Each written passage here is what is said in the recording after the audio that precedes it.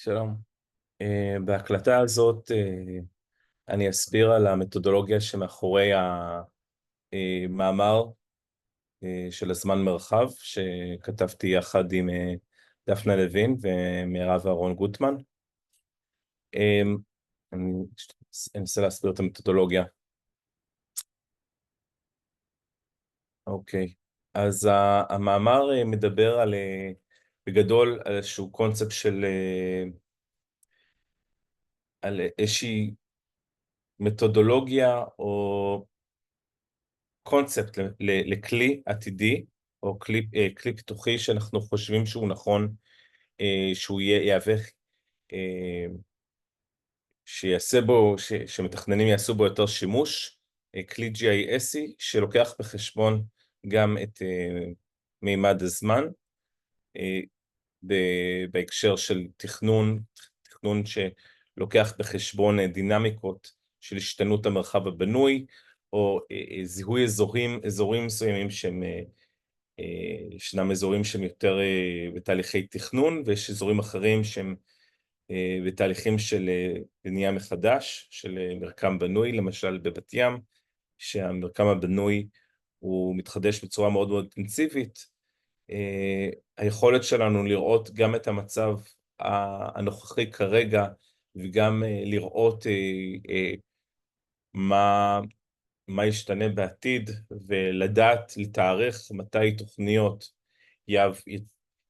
יעברו את השלב של היתרי בנייה, והבולדוזרים יצאו החוצה, ויתחילו לבנות מחדש את המרקם. אנחנו מאמינים שזה פרקטיקה שלא רק שהיא לא מאוד מסובכת ליישם אותה, אלא היא יכולה לתת הרבה מאוד כוח למתכננים וגם מקבלי החלטות בהקשר של המרחב הבנוי, ובהקשר של תיאום תשתיות, ובהקשר של הסתכלות קדימה, ומתי אפשר לשלב תוכניות בקנה מידה גדול יותר. אז מדובר בכלי אינטרנטי, שאנחנו פיתחנו אותו חלקית במאמר הזה, ובמאמר שמדבר על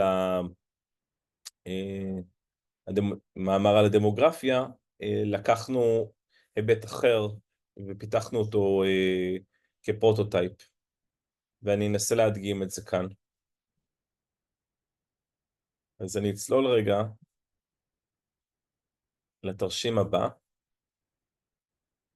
כל אזור המחקר שלנו בת ים, שכונה צפון מערבית בבת ים, שהיא ב10 שנים הקרובות, או יותר נכון ב5 שנים הקרובות, כי כבר עברו כמה שנים, היא תעבור תהליך מאוד מאוד אינטנסיבי של התחדשות המרקם הבנוי, כאשר חלק מסוים שהמבנים יעברו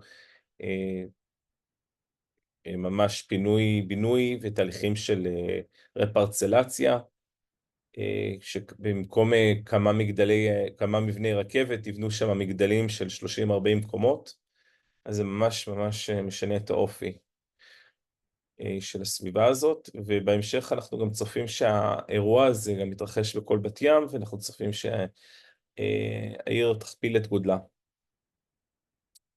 תכפיל את מספר יחידות הדיור שבה.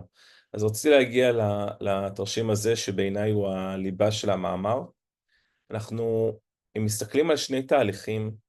קודם כל אנחנו מדברים על, לפני שאנחנו נצלול לתוך שני התהליכים שקורים במקביל, אנחנו מדברים כרגע על כלי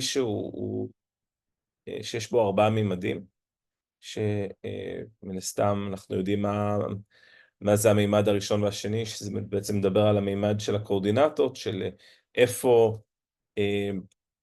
שימושי קרקע, מה יש עכשיו. המימד השלישי זה בעצם הטיפולוגיה של הבינוי, טיפולוגיה של הבינוי הנוכחי, או טיפולוגיה של הבינוי העתידי. והמימד הרביעי אפשר לצפות שזה מימד הזמן, אבל המימד הזמן הוא חמקמק. אנחנו לא מדברים על המימד הזמן במובן הפשוט של הזמן שמתקתק, הזמן הפיזיקלי.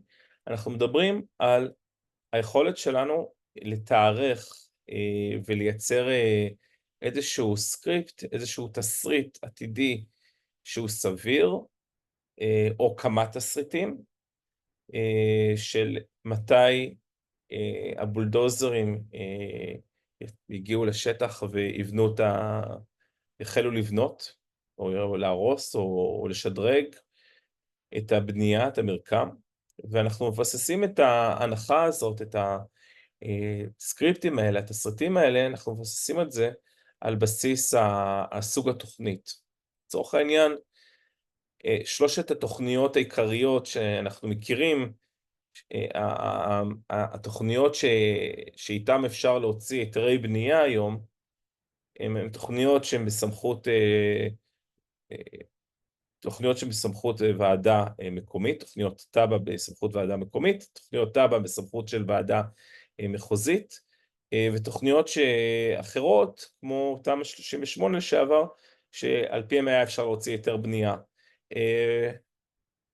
בלי אישור של ועדה, של הוועדה המחוזית, איזשהו תהליכים יותר מזורזים.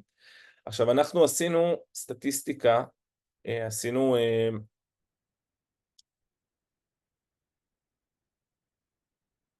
עשינו הסתכלנו על הרבה מאוד תוכניות שהן בצנרת התכנונית, הן בוועדה המקומית והן בוועדה המחוזית, ויכולנו לתארך ממוצע וסטיית תקן של כמה זמן לוקח לתוכנית מהרגע שהיא נכנסה לתוך צנרת של תהליכי התכנון, עד לרגע שהיא מקבלת היתר בנייה, ומהרגע שהיא מקבלת היתר בנייה, עד הרגע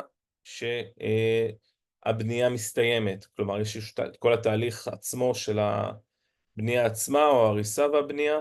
אז עשינו מחקר על פני, אני לא טועה, כמה עשרות מבנים בבת ים, ולפי זה יכולנו לקבל תחושה של כמה חודשים או כמה שנים כל השרשרת הזאת לוקחת, ולפי זה, בהתאם לנקודת ציון מתי תוכנית נכנסת לצנרת, אנחנו יכולים לתת לה תחזית, פחות או יותר, עם סטיית תקן, מתי הבנייה תסתיים. שזה נותן לנו הרבה כוח. מה שזה נותן לנו בעצם, זה נותן לנו גם את האפשרות לראות, בעצם זה נותן לנו אפשרות לראות מפה, בעצם 3 מפות. אנחנו יכולים 3 מפות על פני זמן. אנחנו יכולים לראות, אם אנחנו יכולים לדמיין סליידר של זמן שהולך קדימה או אחורה, אנחנו יכולים לראות מימד אחד, או כלומר מימד הזמן, אנחנו קוראים לזה מימד הזמן, של מה השלב שהבנייה נמצאת בו בתוך צנרת התכנון. האם היא עברה אישור של ועדה מקומית או מחוזית, האם היא קיבלה היתר בנייה, האם היא בשלב של תהליך בנייה, והאם זה יסתיים. אז אנחנו יכולים להסתכל על הסטטוס האישורי, או הסטטוס של הבנייה של הבניין. אז אנחנו יכולים להריץ סקרולר קדימה קדום, אחורה, ולראות את ההשתנות הזאת של תהליכי התכנון והבנייה. במקביל, אנחנו יכולים לראות את המצב של הבנייה עצמה. אנחנו יכולים לראות את הבניינים שהם לא עברו שינוי של התחדשות, אנחנו יכולים לראות בניינים שכן עברו את התהליך ההתחדשות, אנחנו יודעים גם לראות מה הטיפולוגיה שלהם, האם מדובר בטיפולוגיה של תוכניות תב"ע, של מגדלים של 30-40 קומות, שמתהליכים, הבנייה שלהם לוקחת יותר זמן, התכנון שלהם לוקחת יותר זמן, וגם ככה, גם עצם העובדה של כל בנייה יש לה את הקצב השונה, זה מייצר הרבה מאוד מורכבות למתכנן, אבל ברגע שאנחנו יכולים לראות את זה, את הנשימה הזאת, את הפעימה הזאת על גבי מפה, פתאום אנחנו מקבלים פה מימד נוסף שהמתכנן יכול לעבוד איתו. עכשיו, המפה השלישית היא מפה של תלת מימד, שגם היא מתממשקת עם שאר המפות, אנחנו יכולים לראות את ההשתנות של הטיפולוגיה בזמן אמת. עוד מעט אנחנו נראה הדגמה חלקית של המפות האלה בצורה חיה, בסימולציה של בת ים.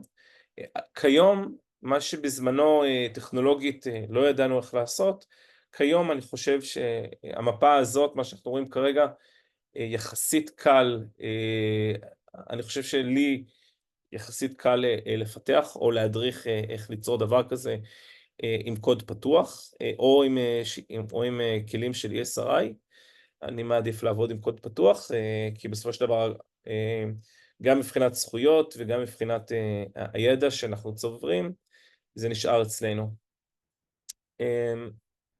אז אני רק אראה את התוצאות של המחקר, שאנחנו יכולים על פני, אנחנו יכולים להסתכל על פני פעימות של זמן, או נגיד בין 2000, אפשר להסתכל כל שנה ולראות אזורי חום של איפה שיש יותר תכנון, ואיפה יש יותר בנייה.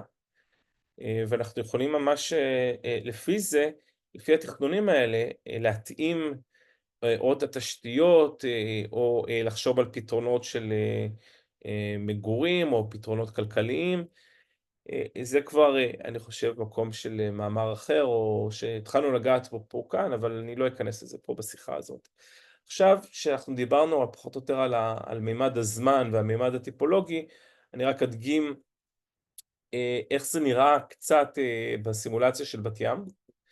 בסימולציה של בת ים, אנחנו לא רואים את תהליכי התכנון, דילגנו על תהליכי התכנון, אנחנו כן לקחנו את אותו דאטה סט, את אותו מידע שחלקו היה זמין באתרים של מנהל התכנון, וחלק מהנתונים קיבלנו מעיריית בת ים, ומה שאנחנו רואים, מה שאני עשיתי כאן בסימולציה, זה את ההשתנות של הסביבה הבנויה, אבל אנחנו רואים פה בניינים שהם לפני תהליך התחדשות, בניינים שהם בתהליך התחדשות, ובניינים שעברו את תהליך ההתחדשות. כלומר, אנחנו לא רואים פה תהליכים של, אנחנו לא רואים פה את ה-heat maps של התכנון עצמו. המידע קיים, אפשר היה להציג אותו בצורה כזו או אחרת, או בשתי מפות. ברגע שפיתחתי את הכלי הזה, באופן תיאורטי יכולתי גם להציג את זה. זה כבר יותר קל, אבל הסימולציה הזאת זה כבר כלי אחר. אז מה שאנחנו יכולים לראות, שברגע שאני מזיז פה את הסליידר, אנחנו יכולים לראות שהבניינים האפורים, שהם לפני תהליך התחדשות, באיזשהו שלב, הם נכנסים לתוך שלב, הם עברו את שלב ההיתר בנייה, והחל השלב הבינוי, ואנחנו יכולים, יש לנו גם פה איזשהו דשבורד כזה, שמראה לנו כמה בניינים הם לפני, כמה בניינים הם בתהליכי התחדשות, וכמה בניינים עברו את תהליכי ההתחדשות. כמו כן, יש לנו גם פה ספרן, איזשהו קאונטר מראה לנו כמה בניינים הם עוברים תהליך של תמ"א 38-1, תמ"א 38-2 ותוכניות תב"ע. אם אני אתקדם רגע עם ציר הזמן, אנחנו נראה שלאט לאט יותר ויותר בניינים ייכנסו לתוך שלב של קונסטרוקציה, ולאט לאט אנחנו נתחיל לראות בניינים בצבע כחול, שהם הסתיים בהם שלב הקונסטרוקציה, ואנחנו מתחילים לראות בדשבורד שיש יותר ויותר בניינים שהם עברו את השלב, את כל השרשרת של לפני, בבנייה ואחרי. ואנחנו יכולים גם לספור כמה בניינים הם נספרים כיום כתוכניות תב"ע, תמ"א 38-1, תמ"א 38-2. וכאן אנחנו יכולים לראות את ההשתנות של מספר יחידות הדיור ואת ממוצע גודל המטראז' של הדירות. אפשר לראות אותו גם כן כאן. אם אנחנו ממשיכים ומסתכלים קדימה, אפשר ממש לראות את האנימציה של ההשתנות של הסביבה הבנויה בדו-ממד. ובסוף התקופה, אחרי עשור, אנחנו נראה שכל הבניינים הם בצבע כחול. כמו כן, אנחנו יכולים גם להציג את המפה הזאת בתלת מימד. מה שאנחנו נראה בתלת מימד זה בניינים שלפני, זה לא מה שרציתי לעשות, בניינים שהם לפני, רציתי לעשות פה איזשהו סקרולינג, כן. הבניינים שהם לפני הם בצבע אפור, אנחנו יכולים לראות את הבניינים בטיפולוגיה החדשה שלהם, בצבע כחול בהיר אנחנו רואים אותם אחרי, וגם